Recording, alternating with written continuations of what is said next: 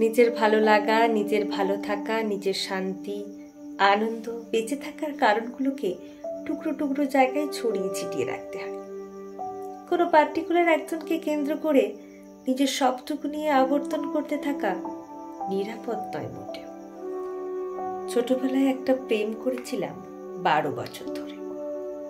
এতগুলো বছরে আমার বন্ধু, প্রেম, ভালোবাসা, গল্প করার মানুষ, ঘুরতে যাওয়ার মানুষ, মন খারাপে হালকা হওয়ার মানুষ ইত্যাদি বলতে ওই একজনই ছিল।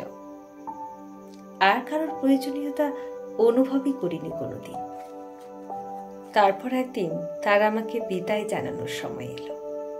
সে ভাবলেও না সে ছাড়া আমার আর কেউ নেই।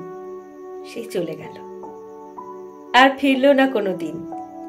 যার চলে যাওয়ার কথা ভাবিনি কোনোদিন, তাকে হারিয়ে ফেলে বুঝলাম এই পৃথিবীতে সবকিছুর গ্যারেন্টি হলেও হতে পারে, কিন্তু মানুষ থেকে যাওয়ার কোনো গ্যারেন্টি হয় না। অনেকগুলো বছর লেগেছিল নিজেকে সামলাতে। রীতিমতো হিমশিম খেয়েছিলাম নিজেকে আগলাতে। এক একটা দিন এত একলা লাগতো, অসহায় লাগতো যে বেঁচে থাকার থেকে যন্ত্রণাদায়ক কিছু মনে হতো না। বছর পেরানোর পরেও এতটাই ট্রমা ছিল বুকে যে ঘুমের মধ্যেও চোখ ভিজে যেত।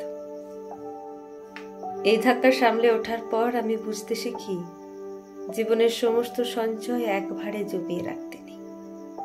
কিছু সঞ্চয় বন্ধুত্বে রাখাও ভালো, কিছু সঞ্চয় আত্মীয়তাতেও ভালো, কিছু ঘুরতে যাওয়ার মানুষেও ভালো, কিছু সমমানসিকতার চেনা মুখেও ভালো, কিছু গল্পের বইও ভালো, কিছু পোষ্য ভালো, কিছু গাছ বাগানে ভালো।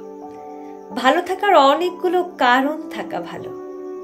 জীবনে হঠাৎ ঘন অন্ধকার নেমে আসলে হাতের পাশে কটা মোমবাতি থাকা ভালো। তাতে অন্তত অন্ধকার গিলে খেতে আসে না।